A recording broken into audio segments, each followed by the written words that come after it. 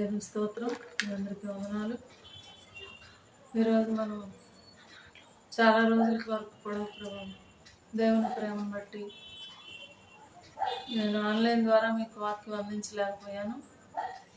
Phone కొంచెం problem అవటం ద్వారా అయినా ప్రభు కృపను బట్టి 6 నెలల తర్వాత మళ్ళా మిమ్మల్ని ఆన్లైన్ ద్వారా దేవుని వాక్యం అందించడానికి ప్రభు నాకు ఇప్పుడు నూతన ఫోన్ ఇచ్చారు. దాని ద్వారా మీకు మళ్ళా దేవుని స్వార్థను అందించడానికి నేను సిద్ధపడి ఉన్నాను. మరి మీరంతా బాగున్నారని నేను ప్రభు నామంలో విశ్వసిస్తున్నాను. దేవుని స్తోత్రం. మనం ఈరోజు క్రిస్మస్ దినాల్లోకి వచ్చేసాం కాబట్టి ప్రభు పుట్టుకను గురించి, మరి ఆయన ఈ లోకానికి ఎందుకు వచ్చారు, దేని నిమిత్తంగా వచ్చారు అనే విషయాలు మనం కొద్ది నిమిషాలు ధ్యానం చేసుకున్నాం. లూకా సువార్త 1వ అధ్యాయం 26వ వచనంలో రాయబడినట్లుగా మనము 6వ నెలలో గబ్రియల్ అనే దేవత గలిలయలో నజరేతు అనే ఊరిలో దావీదు పట్టణమందు మరి యోసేపు వంశస్థుడైన దావీదు వంశస్థుడైన యోసేపు ప్రదానం చేయబడిన కన్యక వద్దకు దేవుని చేత పంపబడింది గబ్రియల్ అనే దేవదూత. ఆ కన్యక పేరు మరియా. మరి ఆ దూత లోపలికి వచ్చి ఆమెను చూచి, దయాప్రాప్తురాలా, నీకు శుభం, ప్రభు నీకు తోడై ఉన్నాడు, ఇదిగో నీవు గర్భం ధరించి కుమారుని కంటావని ఆమెకు తెలియచేసింది. అయితే ఆ మాటకు ఆమె బహుగా తొందరపడి శుభవచనం ఏమిటో అని ఆలోచించుకుంటుండగానే దూత అన్నది, నీ పరిశుద్ధాత్మ గర్భం ధరించి కుమారుని కంటావు, ఆయనకి యేసు అని పేరు పెడతావని, ఆయన సర్వోన్నతుడే దేవుని కుమారుడని చెప్పబడతాడని కూడా మరి దేవుని దూత తెలియచేసింది. ఆయన యాకోబు వంశస్థులను యుగయుగములు ఏలుబడి చేస్తాడు అని, ఆయన రాజ్యం అంతం లేనిదిగా ఉంటుందని కూడా తెలియచేసింది. అయితే మరి ఆయన ఈ లోకానికి దేవుని కుమారుడుగా వచ్చాడని దేవుని దూత చెప్పింది. మరి ఆయన ఎందు నిమిత్తంగా ఈ లోకానికి వచ్చారో మనం బైబిల్ గ్రంథంలో కొన్ని లేఖనాలను చూద్దాము. లూకా సువార్త 19వ అధ్యాయం 10వ వచనంలో ఆయన నశించిన దాన్ని వెతికి రక్షించుటకు మనిషి కుమారుడు వచ్చాడని జక్కయ్య ఇంటికి వెళ్ళినప్పుడు ప్రభు చెప్పిన మాట అది. అయితే మరి కొలస్సీ పత్రికలో 1వ అధ్యాయం 13వ వచనంలో కూడా ఆయన మరి మానవాళిని అపవాది యొక్క నిర్బంధం నుంచి విడుదల చేయడానికి ఈ లోకానికి ఆయన వచ్చినట్లుగా అక్కడ కూడా రాయబడి ఉంది. ఇంకా మనం చూస్తే కనుక మత్తయి సువార్త 20వ అధ్యాయం 28వ వచనంలో మనిషి కుమారుడు పరిచర్య చేయడానికి వచ్చాడు కానీ చేయించుకోవడానికి రాలేదు అని చెప్పి మన ప్రభు అయిన యేసే తెలియచేశారు. అయితే మరి ఇంకా మనం చూస్తే కనుక అంధకార సంబంధమైన అధికారం నుండి విడుదల చేసి తన వారిగా మనల్ని ఎన్నుకోవడానికి కూడా ఆయన వచ్చినట్లుగా మరి కొలస్సీ పత్రిక 1వ అధ్యాయం 13వ వచనంలో తెలియచేయబడింది. తన ప్రాణమును విమోచన క్రయధనముగా ఇచ్చేశారు అని మరి ఇక్కడ పరిశుద్ధులైన పౌలు చెప్తున్నారు. ఇంకా మనం చూస్తే కనుక 1 యోహాను 3వ అధ్యాయం 8వ వచనంలో చూస్తే మరి మన జీవితాల్లో సాతాను యొక్క క్రియల్ని నశింప చేయడానికి ఆయన వచ్చినట్లుగా అక్కడ తెలియచేయబడింది. అపవాది క్రియల్ని అంతమొందించడానికే ఆయన ఈ లోకానికి వచ్చినట్లుగా మరి మనందరినీ కూడా ఆయన ఎరిగిన వారందరినీ కూడా విడుదల చేయడానికి కూడా ఆయన వచ్చినట్లుగా ఇక్కడ యోహాను తెలియజేస్తున్నారు. ఇంకా 4వ మాట, మనకు నిత్య జీవాన్ని ఇయ్యడానికి ఆయన మనకి ఈ లోకానికి వచ్చారని ఇక్కడ తెలియజేయబడింది. యోహాను సువార్త మరి 10వ అధ్యాయం 10వ వచనంలో, గొర్రెలకు జీవం కలుగునట్లును అది సమృద్ధిగా కలుగునట్లును నేను వాటిని ఇవ్వడానికి నిత్య జీవాన్ని వాటికి ఇస్తున్నాను అని చెప్పేసి అక్కడ యోహాను పత్రికలో యోహాను సువార్తలో 10వ అధ్యాయం 10వ వచనంలో గొర్రెలను గురించి తెలియచేస్తూ, నేను గొర్రెల మంచి కాపరిని, నా గొర్రెలు నా స్వరం అంటే నన్ను వెంబడిస్తాయి అని ప్రభు అక్కడ చాలా విషయాలు తెలియజేశారు.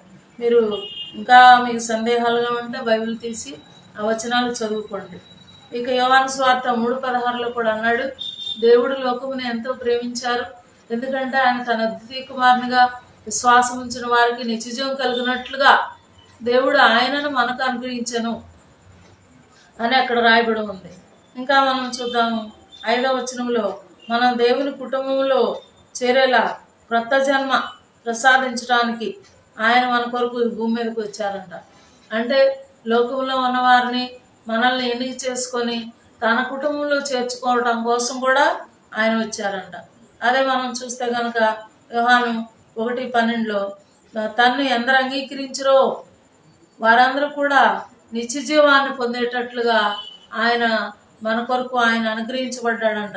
అందుకే యెషయా ప్రవక్త తెలియజేస్తాడు, ఏలైనగా మనకు శిశువు పుట్టెను, మనకు కుమారుడు అనుగ్రహించబడను, ఆయన భుజం మీద రాజ్యభారమును, ఆశ్చర్యకరుడు, ఆలోచనకర్త, బలవంతుడైన దేవుడు, నిత్యుడగు తండ్రి, సమాధానకర్త అయిన అధిపతి అని అతనికి పేరు పెట్టబడింది అని చెప్పేసి యెషయా ప్రవక్త ముందుగానే దర్శనంలో చూస్తూ ఆయన తెలియజేశారు. ఇంకా మనం చూస్తే కనుక మనం దేవుని కుటుంబంలో చేరేలా క్రొత్త జన్మ ఇచ్చారు ఆయన. 1 యోహాను 3:7 కూడా ఆయన ఈ మాటలు తెలియజేశారు. క్రొత్త వారంగా మనం అంటే బాప్తీసం తీసుకోగానే క్రొత్త జన్మ ఇచ్చేశారు. యోహాను సువార్త 3:7 నికోదేము అనే పరిసయుడు కూడా రాత్రివేళ ప్రభు దగ్గరకు వచ్చి, ఒకడు కొత్తగా జన్మిస్తేనే కానీ దేవుని రాజ్యాన్ని చూడలేడని చెప్పేసి ప్రభు మాట్లాడినప్పుడు, కొత్తగా ముసలివాడైన మనుషుడు మళ్ళీ తల్లిగర్భమును ఎలాగో ప్రవేశించగలడని అతడు అడిగినప్పుడు, ఒకడు నీటి మూలంగానూ ఆత్మూలంగానూ జన్మిస్తేనే వాడు దేవుని యందు విశ్వాసం ఉంచిన వాడు, వాడికి క్రొత్త జన్మ వచ్చినట్లుగా ఉంటుంది అని ప్రభు అక్కడ తెలియజేశారు. కనుక మనకి క్రొత్త జన్మని ఇచ్చారు. ఆయన నామంలో మనం బాప్తీసం తీసుకొని ఆయన అంగీకరించి మన పాపములు ఆయన ఎదుట ఒప్పుకొని విడిచిపెట్టేసేసి ఆయన పిల్లలంగా ఆయన అంగీకరించిన వారంగా మనల్ని ఎన్నిక చేసుకున్నాడు కనుక మరి ఆయన మనకి క్రొత్త జన్మ ఇచ్చినట్లే మనం క్రొత్త వారం అయిపోయాం. ఇంకా 6వ మాట, తండ్రి అయిన దేవునితో మనకు సహవాసాన్ని పునఃప్రతిష్ఠించడానికి ఆయన మనల్ని ఎన్నుకున్నారు, ఆయన ఈ లోకానికి వచ్చారు. 1 యోహాను 1:3 అంటున్నారు కదా, మన సహవాసం అయితే తండ్రితో కూడాను ఆయన కుమారుడైన యేసుక్రీస్తుతో కూడా మన సహవాసం ఉంది. మనం ఎవరితో సహవాసం చేస్తున్నాము? దేవుని పిల్లలమని చెప్పుకుంటున్నాం, కానీ లోకంతో ఇంకా స్నేహం చేస్తూనే ఉన్నాం. లోకాన్ని విడిచిపెట్టలేని పరిస్థితిలో ఉంటున్నాం. లోకంలో ఉన్న వాటిని త్యజించలేని పరిస్థితిలో ఉంటున్నాం. పౌలు గారు అన్నారు కదా ఫిలిప్పీలకు లేఖ రాస్తూ, నేను యేసుక్రీస్తు కొరకు సమస్తమును పెంటతో సమానంగా ఎంచుకున్నాను అంటున్నాడు ఆయన. నేను ఏవేవి నాకు లాభకరములు ఎండనో వాటిని నేను నష్టంగా ఎంచుకుంటున్నానని పరిశుద్ధుడైన పౌలు మరి ఫిలిప్పీలకు రేఖ రాస్తూ ఆయన తెలియచేశారు. నిజమే, మనం ఈ లోకంలో ఉన్నాయని లాభకరములే అనుకుంటున్నాం. ఆయన పౌలు గారు అంటున్నారు కదా, లాభకరములు అయి ఉన్నా కూడా వాటిని నష్టంగా ఎంచుకుంటున్నాను, పెంటతో సమానంగా ఎంచుకుంటున్నాను అని పరిశుద్ధుడైన పౌలు తెలియజేశారు. మనము బహుమానం పొందేటట్లుగా గురి వద్దకే పరిగెత్తవలసి ఉన్నాం. మరి మన గురి ఎవరు అన్నప్పుడు యేసయ్యే. రాజైన దావీదు అన్నారు, మరి నా గురి నీ యందే నిలుపుచున్నాను, ఎందుకంటే నీవు నా ప్రక్కన ఉన్నావు, నా కుడిపార్శ్వం ఉన్నావు కనుక నేను కదల్చబడను. మనం దేవుని కుడిపార్శ్వమున మనం ఉన్నాం, ఆయన మన కుడిపార్శ్వమున ఉన్నారు కనుక మనం కదల్చబడం. ఎప్పుడు అన్నప్పుడు ఆయన యందే మన గురి నిలిపినప్పుడు. లోకం మీదో, బంధువుల మీదో, స్నేహితుల మీదో, లేకపోతే ఉద్యోగాల మీదో, వ్యాపారాల మీదో గురి నిలపడం కాదు. మన కొరకు మరి పరలోకంలో ఒక గొప్ప భాగ్యాన్ని ఆయన త్యజించేసుకొని దరిద్రుడుగా మరి లోకానికి వచ్చి మనందరి కోసం ఆయన దరిద్రుడయ్యారు. ఆయన ధనవంతుడే అన్నాడు, వెదజల్లి దరిద్రులకు ఇచ్చాడు అని చెప్పేసి అక్కడ రాజైన దావీదు 72వ కీర్తనలో తెలియజేశాడు. అతని నీతి నిత్యము నిలబడుతుందని కూడా తెలియజేశారు. నిజమే, యేసయ్య నీతి మన కొరకు నిత్యము నిలబడేటట్లుగా నిత్య జీవాన్ని ఇవ్వటానికి కూడా ఆయన ఈ భూమి మీదకు వచ్చారు. లేదంటే మనం ఎప్పుడో నశించిపోయేవారు. ఆయన నిత్య జీవాన్ని మన కొరకు ఇచ్చారు కనుకనే మనం ఎప్పటి వరకు భూమి మీద నిలిచి ఉన్నాం. ఆయన పిల్లలమని, ఆయన వారమని, ఆయన విశ్వాసం ఉంచామని చెప్పుకుంటున్నాము. కానీ మన సహవాసం ఎవరితో చేస్తున్నామో ఒకసారి ఆలోచించుకున్నాం. యేసుక్రీస్తుతో 1 యోహాను 1:9 అన్నాడు, మనము ఆయనతో అన్యోన్య సహవాసం గలవారమైతే ఆయనతో కూడా జీవిస్తాం అని అక్కడ పరిశుద్ధుడైన యోహాను చెప్పారు. అన్యోన్య సహవాసం క్రీస్తుతో, అన్యోన్యత అంటే మిళితమైపోవటం, యేసుక్రీస్తులో మిళితమైపోవటం, ఆయన బోధలో, ఆయన ఆలోచనలో, ఆయన క్రియలో అవన్నీ కూడా మనం నేర్చుకొని ఆయన నడకలో నడక కలుపుతూ, ఆయన ఆలోచనలో ఆలోచన కలుపుతూ, ఆయన మాటలో మాట కలుపుతూ ఆయనతో పాటుగా మనం జీవిస్తే కనుక మనము అన్యోన్యత కలిగి ఉన్నట్లుగా అక్కడ సేవకుడు ఆ ప్రవక్త రుజువుపరుస్తూ ఉన్నారు. కనుక మనం ఆయన కుమారుడైన యేసుక్రీస్తు కూడా మనం సహవాసం చేయవలసి ఉన్నాం. ఆయన కుమారుడైన యేసుక్రీస్తు ఆయన ఎలాంటి వాడు అంటే దీర్ఘశాంతుడు, కృపా సమృద్ధి గలవాడు, దయగలవాడు, ఆయన దయ ఎల్లవేళలా ఉంటుంది. ఆయన నిమిషం మాత్రమే కోప్పడేవాడు, నిత్యము కోపించేవాడు కాడు ఆయన. కనుక కనికరం గలవాడు ఆయన, దీర్ఘశాంతులు, కృపాసమృద్ధి గలవాడు ఆయన, మరి దయాళుత్వం గలవాడు, వాత్సల్యత గలవాడు అని మోషే, పరిశుద్ధుడైన మోషే, దైవజనుడైన మోషే మన కొరకు కొన్ని మాటలు తెలియజేశారు. ఆయన కృప ఎప్పుడు నిరంతరము మనతోనే ఉంటుందని చెప్తున్నారు. కనుక ఈ కృపను మనకు చూపించడం కోసమే, మనతో ఉంచడం కోసమే ఆయన ఈ లోకానికి వచ్చినట్లుగా మనం ఇప్పుడు లేఖనాలు చూసాం. లేఖనాల నెరవేర్పును బట్టి నెరవేర్చడానికే యేసుక్రీస్తు ఈ లోకానికి వచ్చినట్లుగా, ఆనాడు ప్రవక్తలైన వారు చెప్పిన లేఖనాలను నెరవేర్చడానికే, కొట్టివేయడానికి కాదు కానీ నెరవేర్చడానికి ఆయన ఈ లోకానికి వచ్చారు. కనుక మన ప్రభు యేసుక్రీస్తు అని మనం చెప్తున్నాం. మరి ఆయన ఎంతవరకు ఆయనతో మనం సహవాసం చేస్తున్నాం?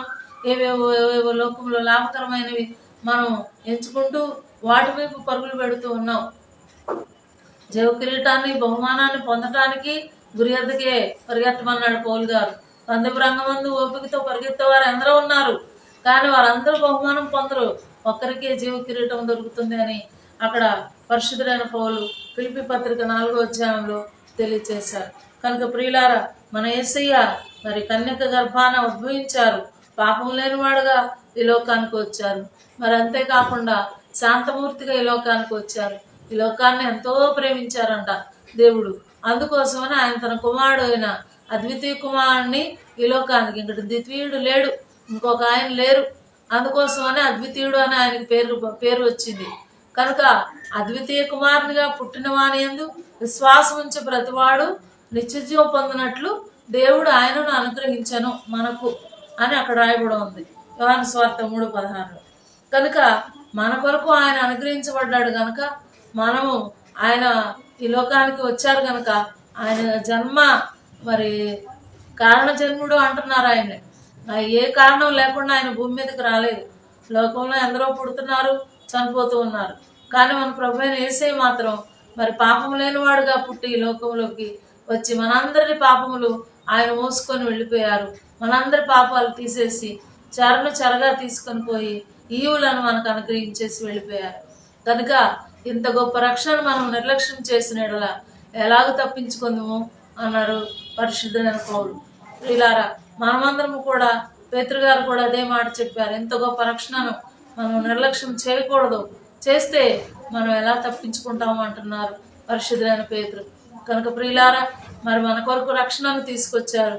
ఆనాడు దేవుని దూత యేసేపుతో చెప్పింది, తన ప్రజలను వారి పాపల నుండి ఆయనే రక్షిస్తారు కనుక ఆయనకి యేసు అని పేరు పెడతామని. మరి ఆనాడు దేవుని దూత చెప్పినట్లుగానే తన ప్రజలను వారి పాపం నుండి ఆయనే రక్షించారు, మనందరిని కూడా రక్షించారు, మన పాపం నుండి విమోచించారు, బ్రతికించారు, మనల్ని మనకున్న బాధలు తీసివేశారు, శ్రమను తీసివేశారు, సంతోషాన్ని, ఆనందాన్ని మన కొరకు ఇచ్చారు యేసయ్య. మరి ఇంత గొప్ప రక్షణ మనం నిర్లక్ష్యం చేసి, ఆయన పుట్టుక దినాన్ని మనం నిర్లక్ష్యం చేస్తే తప్పించుకోలేము సుమా. ఆయన మన కొరకు భూమి మీదకి వచ్చారు కనుక మరి మనమందరము ఆ క్రిస్మస్ రోజున దేవుని మందిరంలో చేరి ఆయన నామాన్ని స్తుతిస్తూ సంవత్సరం అంతా కూడా ఆయన మన కొరకు చేసిన మేలును గుర్తు చేసుకుంటూ ఆయన కృతజ్ఞతగా ఆ పండుగను మనం ఆశ్రయిద్దాం. మనం అందరం నూతన వస్త్రాలతో, నూతన వాగ్దానాలతో ప్రభు పుట్టుకను జరుపుకుందాం. బంధువులతో, స్నేహితులతో, కుటుంబీకులతో కూడా ఆ పండుగను జరుపుకోవడానికి మనం సిద్ధపరచుకుందాం. అంతేకాకుండా ఆ క్రిస్మస్ సమయంలో మనం అందరం కూడా ఆయన సన్నిధిలో చేరి ధూపం వేయడానికి కూడా మనం సిద్ధపరచుకోవాల్సి ఉన్నాం. కనుక ప్రియులారా, ఇది నాకు కాదులే, ఫలానా వాళ్ళకి ఈ క్రిస్మస్ పండుగ. ఆనాడు దేవుని దూతలు మరి పశువుల పాక దగ్గరికి వచ్చి పరలోకం నుండి మరి దేవుని సైన్యము కూడా అక్కడికి దిగి వచ్చినట్లుగా మన లూకాసు వార్త 2వ అధ్యాయంలో చూస్తున్నాం. పరలోక సైన్య సమూహము ఆ దూతతో కూడా నుండి సర్వోన్నతమైన స్థలంలో దేవునికి మహిమయు ఆయనకి ఇష్టలైన మనుషులకు భూమి మీద సమాధానం కలుగుతుంది అని అక్కడ దేవుని దూతలు దేవుని కొనియాడారు, దేవునికి స్తోత్రం చేసినట్లుగా మనం చూస్తున్నాం. గొర్రెల కాపరులు కూడా ప్రభువుని చూడటానికి వాళ్ళు పనిగట్టుకొని వెళ్ళి ఆయన్ను, ఆయన తల్లి అయిన మరియను యోసేపును చూచి వారు దేవుని దూత వారికి ఏం చెప్పిందో ఆ మాటలు కనపడిన వారికి అందరికీ తెలియజేసుకుంటూ వెళ్ళారు. రక్షకుడు పుట్టాడని, మీకు మహా సంతోషం, ఆనందం కలుగుతుందని, ఆయన శిశువుగా పుట్టాడని, పొత్తిగుడ్డల్లో చుట్టుబడి పశువుల తొట్లో పరుండి ఉన్నాడని దేవుని దూత చెప్పిన రీతిగా వారు కనుగొన్నారు. అలాగే జ్ఞానులు కూడా మరి ప్రభువు పుట్టుకను లోకరక్షకుడు పుట్టాడంట, ఆయన చూచి మనం తరించాలి అని అంటూ వారు బెత్లెహేం పట్టణానికి బయలుదేరి వెళ్ళారు. ఒంటెల మీద వాళ్ళు చేరుకునేసరికి అక్కడికి ప్రభు 2 సంవత్సరాల్లోపు తక్కువ వయసు కలిగిన వాడుగా ఉన్నారు. అయితే ఆయన చూసి వారు ఆ నక్షత్రం యొక్క జాడను బట్టి ప్రభువును వారు కనుగొన్నారు. మరి మనం కూడా మన కుటుంబంలో ఎవరైనా ఒకరు మారుమనసు పొందితే వారు చెప్పే మాటలను మనం ఖాతరు చేయము. కానీ జ్ఞానులు నక్షత్రం యొక్క జాడను బట్టి వారు ప్రభువును కనుగొన్నారు. అలాగే నీ ఇంటిలో ఒక నక్షత్రం, ఒక దేవుని బిడ్డ ఉంటే వారి ద్వారా నీవు దేవుని మందిరానికి వస్తే, ప్రభు పుట్టిన దినానైనా ఆయన మందిరంలోకి వచ్చి ఆయన సేవిస్తే నువ్వు రక్షించబడతావు, విమోచించబడతావు. యేసయ్య గొప్పవాడుగా, దేవుని కుమారుడుగా ఈ లోకానికి మనందరి కోసం వచ్చారు. మరి ఆయన పుట్టుక దినాన్ని కూడా మనం గౌరవంతో, మరి సంతోషంతో, ఆనందంతో మనమంతా జరుపుకోవడానికి మనల్ని మనం సిద్ధపరచుకుందాం. మన తోటి వారిని కూడా సిద్ధపరచుదాం, వారందరినీ ఉత్సాహపరుద్దాం, ఒకరినొకరు మరి ప్రోత్సహించుకుందాం, పురికొల్పుకుందాం. పండుగ చక్కగా మనం సంతోషకరంగా ఆచరిద్దాం. దేవుడు ఇచ్చిన మాటలు దీవించుదాం. మీ అందరికీ వందనాలు.